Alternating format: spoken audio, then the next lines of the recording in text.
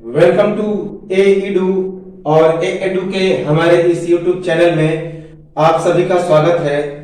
तो मध्यकालीन भारत के इतिहास को हम लोग पढ़ रहे थे और मध्यकालीन भारत के इतिहास के अंतर्गत हम लोग इस टॉपिक के सबसे अंतिम चीज जिसका नाम था सूफी और भक्ति आंदोलन के बारे में पढ़ रहे थे। और सूफी आंदोलन के तहत हम लोगों ने पिछले वीडियो में चिश्ती संप्रदाय को देखा। हमने बताया था कि जो यह मध्यकालीन भारत का सूफी आंदोलन है, सूफीवाद, उसमें कई प्रकार के सिलसिले और संप्रदाय का विकास हुआ, जिसमें सबसे महत्वपूर्ण चिश्ती संप्रदाय या चिश्ती सिलसिला, उसके बाद सोहरावर्दी, कादरिया, फिरदौसी, इन सभी सिलसिलों का सबसे ज्यादा डेवलपमेंट हुआ, विकास हुआ। और हमने बताया था ख्वाजा मोइनुद्दीन चिश्ती के बारे में, ख्वाजा बख्तियार काकी जिसे बाबा फरीद के नाम से भी जाना जाता है। तो इन सब के बारे में हम लोग पढ़ चुके थे। इस वीडियो में हम लोग अगला जो संप्रदाय है, इस सूफी संप्रदाय या इसका नाम है सोहरावर्दी। तो सूफी आंदोलन का जो दूसरा सबसे प्रसिद्ध जो था वह संप्रदाय या सिलसिला, जिसका नाम था चिश्ती के बाद जो सबसे प्रसिद्ध हुआ वह सोहरावर्दी या सोहरावर्दी संप्रदाय या सोहरावर्दी सिलसिला के नाम से प्रसिद्ध हुआ। तो इसे सोहरावर्दीय भी कहा जाता है। इनके जो अनुयायी होते हैं उन्हें सोहरावर्दीय कहा जाता है। तो सोहरावर्दी या सोहरावर्दी संप्रदाय या सोहरावर्दी सिलसिला, तो उसके बारे में हम लोग देखें। और इसके बाद हम लोग चलेंगे एक और इंपॉर्टेंट, हालांकि वे छोटे छोटे संप्रदाय हैं जैसे कि कालंदरी, तो संतारी, इन सभी के बारे में हम लोग देखेंगे। तो चलिए सोहरावर्दी के बारे में हम लोग शुरू करते हैं। तो सोहरावर्दी रहस्यवादी मुस्लिमों का एक संप्रदाय या सिलसिला था जो अपनी आध्यात्मिक अनुशासन की कठोरता के लिए काफी प्रसिद्ध था। तो सोहरावर्दी रहस्यवादी मुसलमानों के लिए एक संप्रदाय या सिलसिला था जो अपनी आध्यात्मिक अनुशासन के लिए काफी प्रसिद्ध था, अर्थात उसके शासन काल में जो आध्यात्मिक अनुशासन था वह काफी लोकप्रिय था। अर्थात जो लोग होते थे, जो संत होते थे, अपनी आध्यात्मिक अनुशासन के प्रति काफी कर्तव्य निष्ठ थे, याद रखेंगे। इसकी स्थापना शेख शिहाबुद्दीन उमर सोहरावर्दी ने की, जिसे शेख जियाउद्दीन के नाम से भी जाना जाता है। तो इस सोहरावर्दी संप्रदाय की स्थापना किसने की? तो शेख शिहाबुद्दीन उमर सोहरावर्दी ने, जिसे शेख जियाउद्दीन के नाम से भी जाना जाता है, शेख जियाउद्दीन। सोहरावर्दी संप्रदाय से भारत का उत्तर पश्चिमी क्षेत्र सबसे अधिक प्रभावित हुआ। तो भारत के उत्तर पश्चिमी क्षेत्र में यह सोहरावर्दी संप्रदाय या सोहरावर्दी संप्रदाय का सबसे ज्यादा विकास हुआ। तो सोहरावर्दी या सोहरावर्दी संप्रदाय से सबसे ज्यादा यदि कोई क्षेत्र प्रभावित हुआ तो भारत का उत्तर पश्चिम क्षेत्र, जिसके अंतर्गत में कौन कौन से इलाके, जैसे कि बीजापुर का था, सिंध था, मुल्तान था। तो उस समय सिंध और मुल्तान पाकिस्तान भारत के इलाके में ही थे, जो आज पाकिस्तान के इलाके में चले गए हैं। तो सोहरावर्दी संप्रदाय से भारत का उत्तर पश्चिम क्षेत्र सबसे अधिक प्रभावित था, अर्थात भारत के उत्तर पश्चिम क्षेत्र में ही इस सोहरावर्दी संप्रदाय या सोहरावर्दी सिलसिले का सबसे ज्यादा विकास हुआ, प्रचार प्रसार हुआ। शेख शिहाबुद्दीन उमर सोहरावर्दी के शिष्य थे शेख हमीदुद्दीन नागौरी और शेख बहाउद्दीन जाकरिया। तो शेख शिहाबुद्दीन उमर सोहरावर्दी के कौन कौन से शिष्य थे? तो शेख हमीदुद्दीन नागौरी और शेख बहाउद्दीन जकारिया, जिसमें शेख बहाउद्दीन जकारिया, इन्हीं के द्वारा इस सोहरावर्दी संप्रदाय का काफी ज्यादा विकास किया गया और इन्हीं के नाम से यह सोहरावर्दी या फिर सोहरावर्दीय संप्रदाय काफी प्रसिद्ध हुआ। तो शेख शिहाबुद्दीन उमर सोहरावर्दी के शिष्य कौन थे? तो शेख हमीदुद्दीन नागौरी, क्योंकि यह राजस्थान के नागौरी के थे, इसी कारण इन्हें शेख हमीदुद्दीन नागौरी नाम पड़ा, और दूसरे थे शेख बहीउद्दीन जकारिया। 1262 ईस्वी में सोहरावर्दी संप्रदाय का सबसे ज्यादा अर्थात दृढ़ संचालन किसके द्वारा किया गया? तो शेख बहाउद्दीन जकारिया के द्वारा। 1262 ईस्वी में शेख बहाउद्दीन जकारिया ने इस सोहरावर्दी संप्रदाय का सबसे अधिक संचालन किया, दृढ़ संचालन किया। सबसे ज्यादा डेवलपमेंट इन्होंने ही किया। 1262 ईस्वी में ये सूफी संत बने। किसके? तो इस सोहरावर्दी संप्रदाय के। तो किसके शिष्य थे? तो ये शेख शिहाबुद्दीन उमर सोहरावर्दी के शिष्य थे, जिनका नाम था शेख बहाउद्दीन जकारिया, जो 1262 ईस्वी में उन्होंने सोहरावर्दी संप्रदाय का दृढ़ संचालन किया, सबसे ज्यादा विकास किया। शेख बहाउद्दीन जकारिया के द्वारा मुल्तान में एक शानदार मठ की स्थापना बनाकर उसे अपना मुख्यालय निर्माण, सिंध को भी उन्होंने मुख्य केंद्र निर्माण किया। तो शेख बहाउद्दीन जकारिया ने मुल्तान में एक शानदार मठ की स्थापना की। याद रखेंगे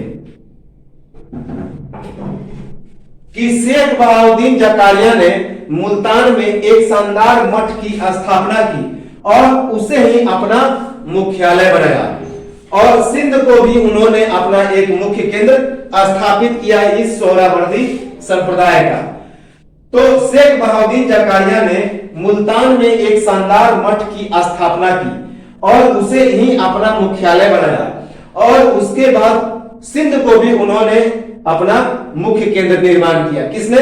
तो शेख बहाउद्दीन जकारिया ने ना। शेख बहाउद्दीन जकारिया का घनिष्ठ संबंध प्रसिद्ध मुस्लिम संत एवं पंजाबी कवि बाबा फरीद गंजे शंकर से। तो शेख बहाउद्दीन जकारिया का सबसे घनिष्ठ संबंध किससे था?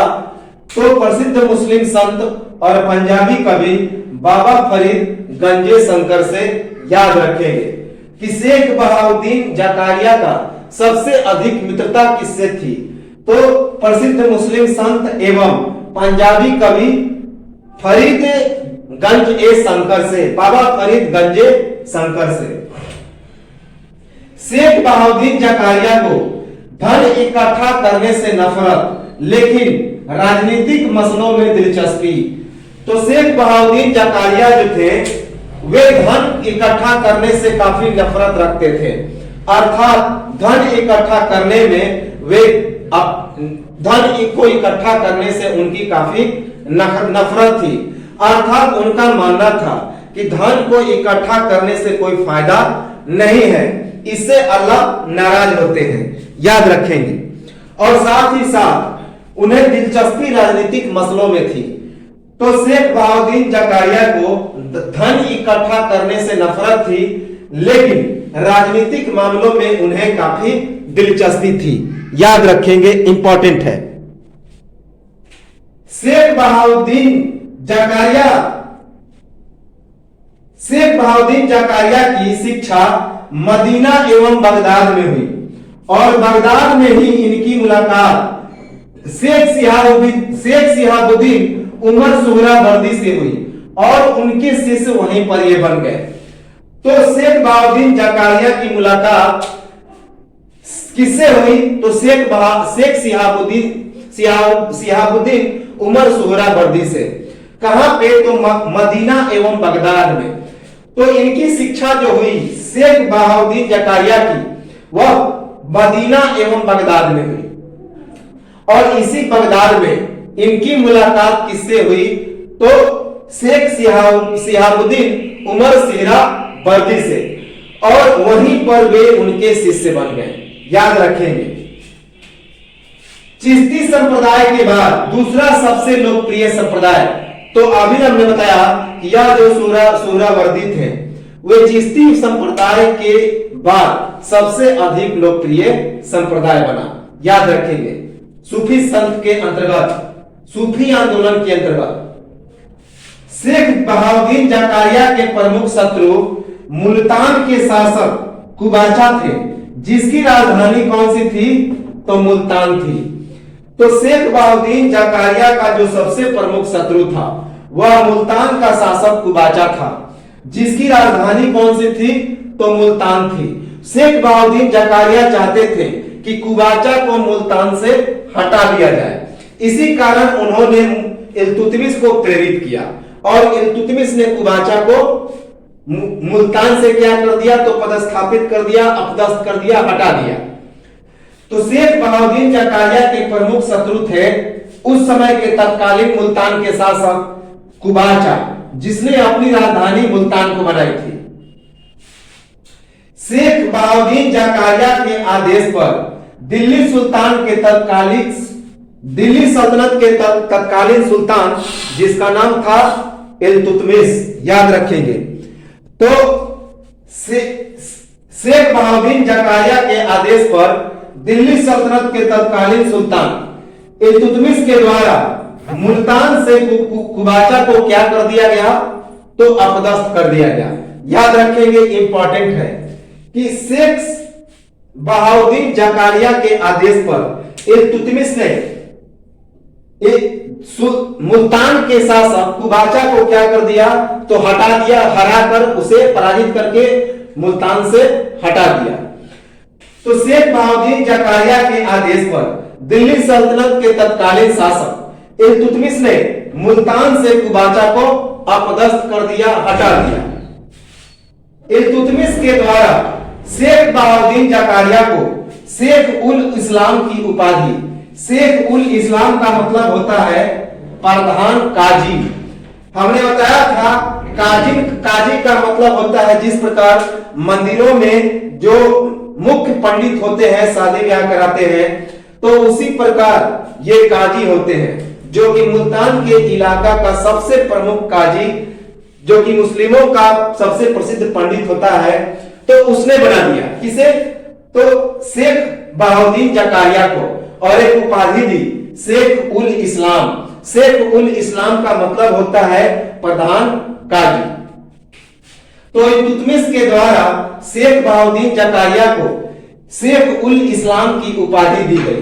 शेख उल इस्लाम का मतलब होता है प्रधान काजी, याद रखेंगे, इंपॉर्टेंट है। शेख बहाउद्दीन जकारिया के बाद अगले सूफी संत उनके शिष्य हुए। कौन? तो सैयद जलालुद्दीन जहानिया जहांगश्त, जिन्होंने 36 बार मक्का की यात्रा की और इसी कारण उन्हें जहानिया जहांगश्त की उपाधि मिली। तो शेख बहाउद्दीन जकारिया के बाद अगले सूफी संत कौन हुए? इस सोहरावर्दी संप्रदाय के, तो उनके शिष्य सैयद जलालुद्दीन जहानिया जहांगश्त, जिन्होंने 36 बार मक्का मदीना की यात्रा की और इसी कारण उन्हें जहानिया जहांगश्त की उपाधि प्रदान की गई। याद रखेंगे, इंपॉर्टेंट है। तो शेख बहाउद्दीन जकारिया के बाद अगले सूफी संत कौन बने? इस सोहरावर्दी संप्रदाय के, तो उनके शिष्य सैयद जलालुद्दीन जहानिया जहांगश्त, जिन्होंने 36 बार मक्का की यात्रा की और इसी कारण उन्हें जहानिया जहांगश्त की उपाधि प्रदान हुई। सैयद जलालुद्दीन जहानिया जहांगश्त के समय दिल्ली के सुल्तान कौन था? तो फिरोज शाह तुगलक। बहुत ही इंपॉर्टेंट फैक्ट है, याद रखेंगे कि सैयद जलालुद्दीन जहानिया जहांगश्त के समय दिल्ली सल्तनत का सुल्तान था फिरोज शाह तुगलक। सुहरावर्दी संप्रदाय के अन्य संत थे शेख मूसा, जो हमेशा स्त्रियों के वेशभूषा में रहते थे और उनका अधिकतर समय नृत्य और संगीत में ही व्यतीत होता था। तो सुहरावर्दी संप्रदाय के अन्य संत थे कौन? तो शेख मूसा, जो हमेशा स्त्रियों के वेशभूषा में रहा करते थे और उनका अधिकतर समय नृत्य और संगीत में व्यतीत होता था, नाच और गान में उनका जीवन व्यतीत होता था। उसके बाद सूफी संत थे शाहदौला दरियाई, जलालुद्दीन तबरीजी, शेख बुरहान, सैयद सुर्ख जोश। तो ये सभी भी कौन हुए? तो सूफी सोहरावर्दी संप्रदाय के अगले सूफी संत हुए। सोहरावर्दी सिलसिले के रस्मी प्रार्थनाओं जिसे जिक्र कहा जाता है। तो सोहरावर्दी संप्रदाय में जप होता था, 1000 नामों का एक जप होता था जिसे जिक्र कहा जाता था और यह इसे रस्मी प्रार्थना भी कहा जाता था। तो सोहरावर्दी सिलसिले के रस्मी प्रार्थनाओं जिसे जिक्र कहा जाता था, तो उससे जुड़े खुदा के 7 नाम 1000 जपों पर आधारित थे। तो उनके अनुसार खुदा के 7 नाम 1000 जपों पर आधारित थे। ये 7 सूक्ष्म या 7 आत्माओं जिसे लाइफ सभा भी कहा जाता था और 7 रोशनियों पर आधारित थे। याद रखेंगे, इंपॉर्टेंट है कि सोहरावर्दी सिलसिले के रस्मी प्रार्थनाओं जिसे जिक्र कहा जाता था, तो उससे जुड़े खुदा के 7 नाम 1000 जपों पर आधारित थे और ये 7 जो नाम थे उन्हें 7 सूक्ष्म या 7 आत्मा के नाम से जाना जाता था और इसे ईरानी भाषा में लाइफ सभा कहा जाता था, लाइफ सभा।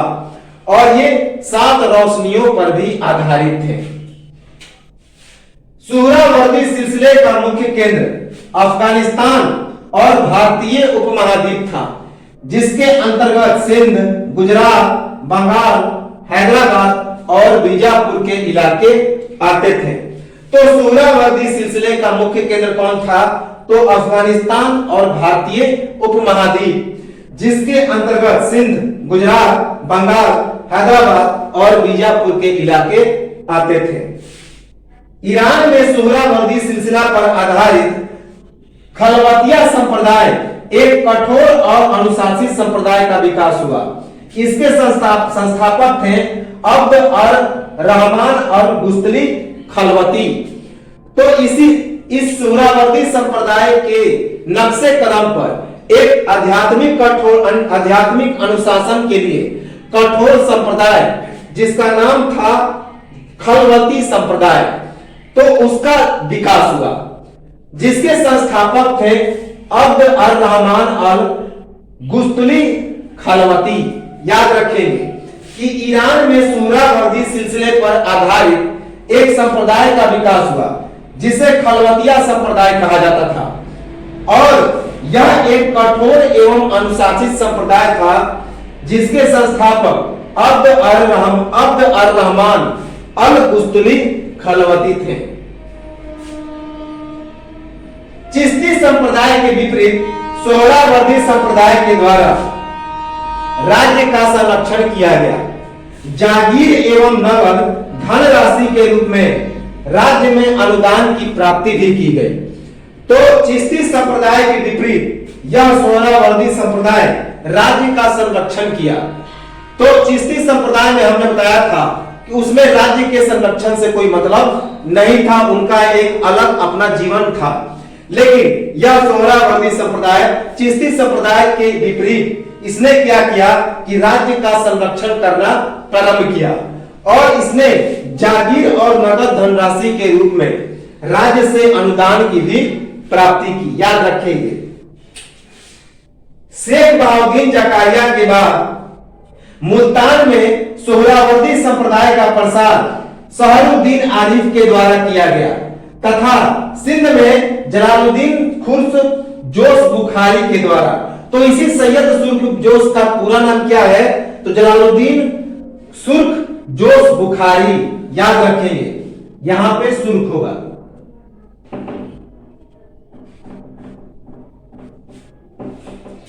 तो शेख बहाउद्दीन जकारिया के बाद मुल्तान में सोहरावर्दी संप्रदाय का प्रसार किसके द्वारा किया गया?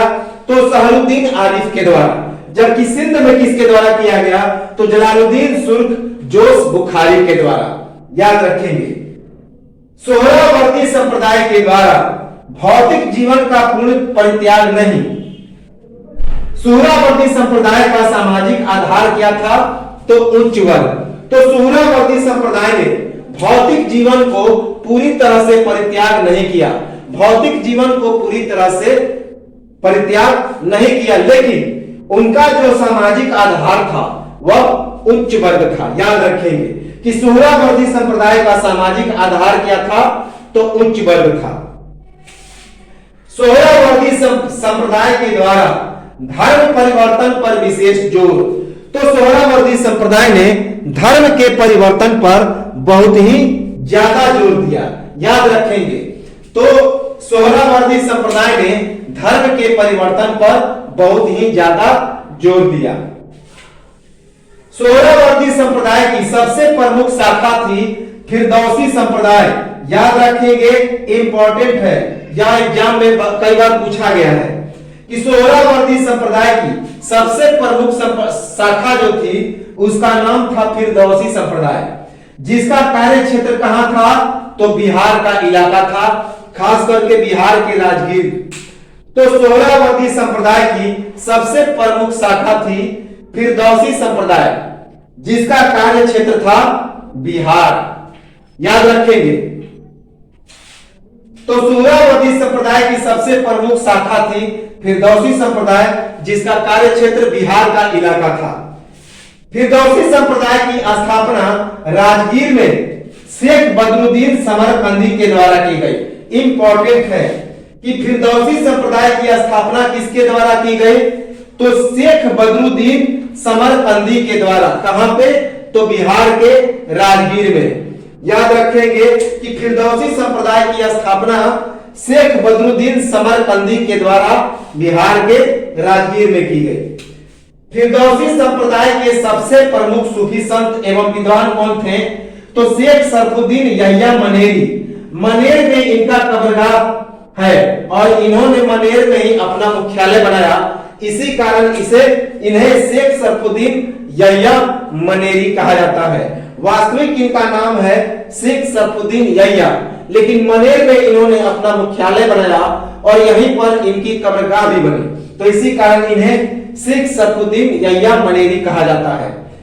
तो फिरदौसी संप्रदाय के प्रमुख सूफी संत एवं विद्वान कौन बने, तो शेख सरफुद्दीन यहिया मनेरी, और मनेर में इनका कब्रगाह बना और इन्होंने मनेर को ही अपना हेडक्वार्टर या फिर मुख्यालय बनाया। शेख सरफुद्दीन यहिया मनेरी विद्वान और विचारक होने के साथ साथ सक्रिय पथ प्रदर्शक और मानवता पर जोर देने वाले सूफी संत थे। तो शेख सरफुद्दीन यहिया मनेरी एक विद्वान और विचारक होने के साथ साथ सक्रिय पथ प्रदर्शक भी थे और मानवता पर, ह्यूमैनिटी पर काफी जोर देते थे। याद रखेंगे कि शेख सरफुद्दीन यहिया मनेरी एक प्रमुख विद्वान और विचारक तो थे ही, साथ ही साथ वे एक सक्रिय पथ प्रदर्शक थे। पथ प्रदर्शक का मतलब होता है कि लोगों को सही रास्ता दिखाने वाला। तो लोगों को सही रास्ता दिखाने वाले पथ प्रदर्शक थे और साथ ही साथ ये मानवता पर काफी जोर देते थे, ह्यूमैनिटी पर। शेख सरफुद्दीन यहिया मनेरी के द्वारा कई पत्र छोड़े गए जिन्हें मुक्तवाद की संज्ञा दी गई। तो शेख सरफुद्दीन यहिया मनेरी ने कई पत्र छोड़े, कई पत्र लिखे जिन्हें ईरानी भाषा में मुक्तवाद कहा जाता है, अर्थात मुक्ति पाने का एक मार्ग। तो शेख सरफुद्दीन यहिया मनेरी ने कई पत्रों को छोड़ा जिन्हें मुक्तवाद कहा जाता है, याद रखेंगे। और सूफी संत शेख मूसा का अधिकतर समय किसमें बीतता था, तो नृत्य और संगीत में, जो अभी हमने बता दिया। तो यह वो था सोहरावर्दी या सोहरावर्दी संप्रदाय या सोहरावर्दी सिलसिला, और इसके अनुयायी को सोहरावर्दी कहा जाता है।